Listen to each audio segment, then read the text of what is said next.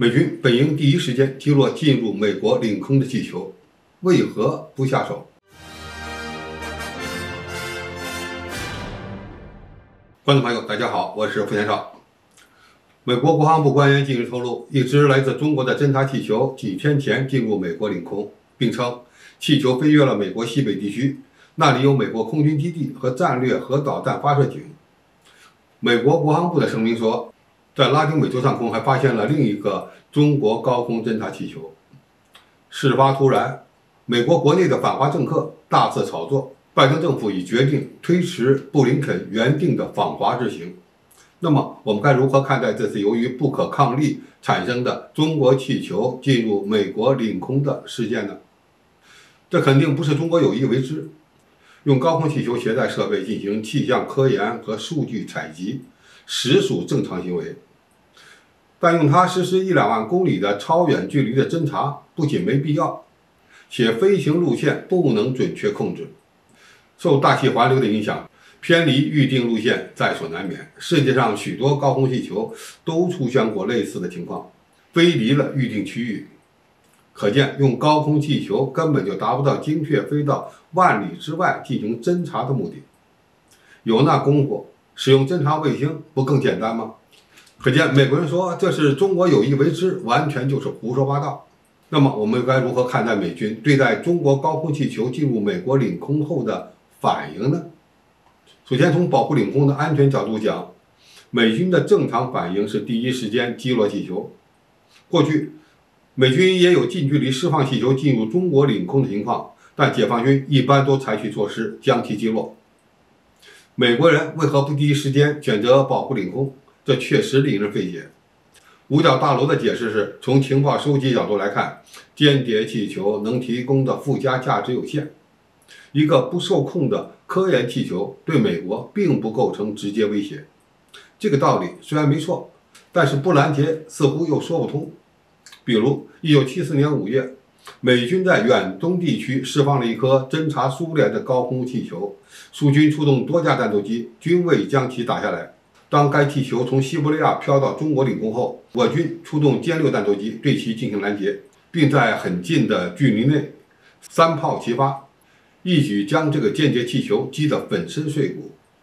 近年来，中国的歼10战斗机也曾打下过来自印度的高空气球。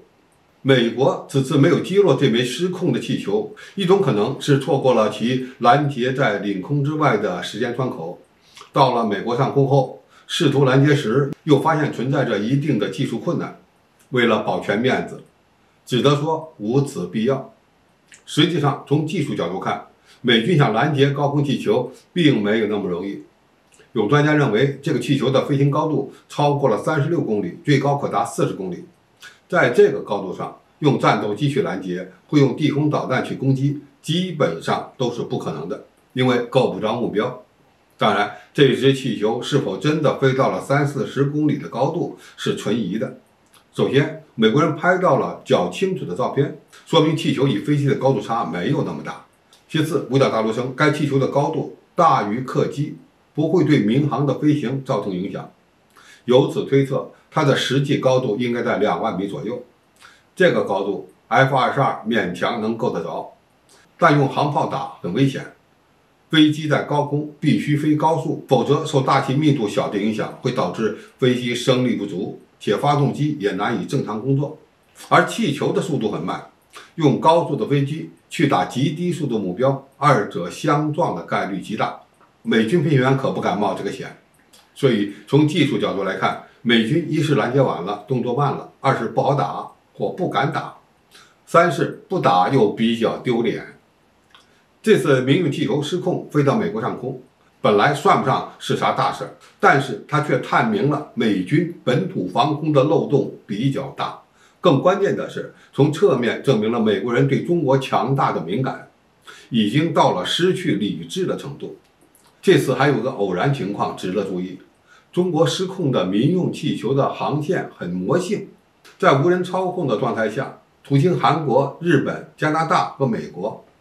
所以无脑的美国反华政客简直为此而疯狂了，包括卢比奥、麦卡锡等人纷纷向拜登政府施压。布林肯也不得不取消了访华行程。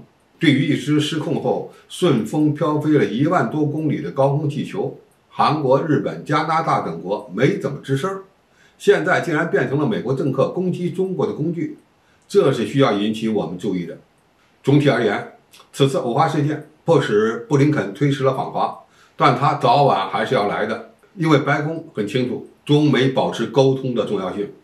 另外，为了让高空气球更好地服务于国民经济，中国的民用气球的控制水平也应有所提升。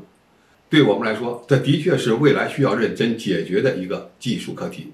好，今天评述就到这里，谢谢大家收看，我们下期再见。